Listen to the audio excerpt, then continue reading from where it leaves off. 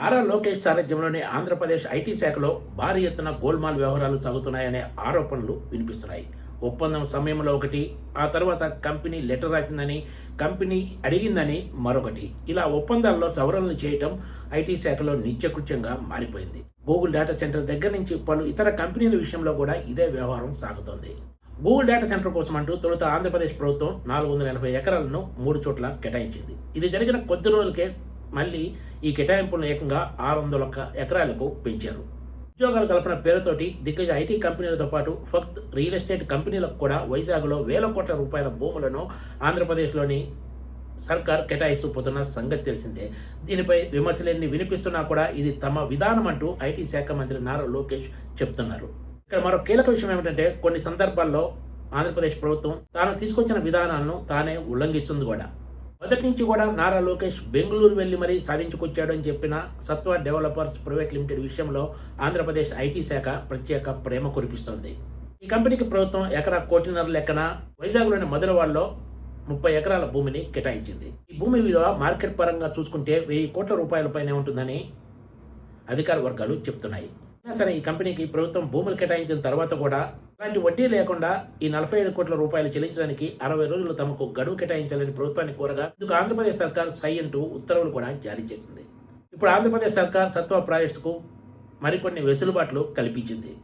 వైజాగ్లో ఐటీ ఆధారిత సేవలకు అవసరమైన స్పేస్ అభివృద్ధితో పాటు రెసిడెన్షియల్ రిటైల్ స్పేస్ అభివృద్ధి కోసం ఆంధ్రప్రదేశ్ సర్కార్ సత్వ డెవలపర్స్ కు 30 ఎకరాలు కేటాయించింది. 1500 కోట్ల రూపాయల పెట్టుబడితోటి ఈ కంపెనీ ఏకంగా 25,000 మందికి ఉపాధి అవకాశాలు కల్పిస్తుందని అప్పట్లోనే చెప్పుకొచ్చారు. సత్వ డెవలపర్స్ ప్రైవేట్ లిమిటెడ్ కు 2025 ఆగస్టు 1న ఈ భూ కేటాయింపులు జరగ్గా ఈ కంపెనీ 2026 మార్చి 10న ఆంధ్రప్రదేశ్ ప్రభుత్వానికి ఒక లేఖ రాసింది.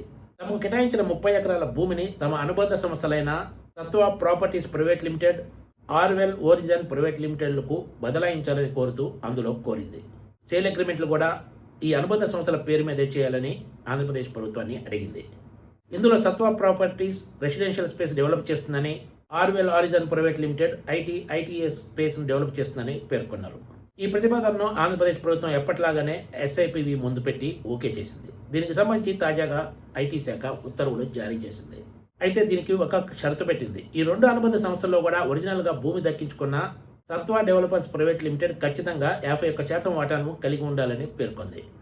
అంటే మిగిలిన 49% వాటాను కంపెనీ అమ్ముకున్నా కూడా ప్రభుత్వానికి ఎలాంటి ఇబ్బంది లేదనే సంకేతాలను ఇచ్చినట్లయిందనే చర్చ అధికార వర్గాల్లో సాగుతుంది. అయితే రాబోయే రోజుల్లో ఈ 49% వాటా ఎవరెవరి చేతుల్లోకి వెళ్తుందో చూడాలని అధికార వర్గాలు వ్యాఖ్యానిస్తున్నాయి. ఐటీ అభివృద్ధి పేరుతోటి ప్రభుత్వం నుంచి కారు చౌకగా వేల కోట్ల రూపాయల భూమి దక్కించుకోవడమే కాకుండా రాయితీలు, ప్రోత్సాహకాలు పొందిన కంపెనీలు ఏకంగా ఈ అనుబంధ సంస్థల్లో 49% వాటాను ఇతర సంస్థలకు విక్రయించుకోవడానికి కూడా సర్కార్ అనుమతించినట్లయిందని ఒక ఐఏఎస్ అధికారి అభిప్రాయపడ్డారు. Please subscribe TGTV.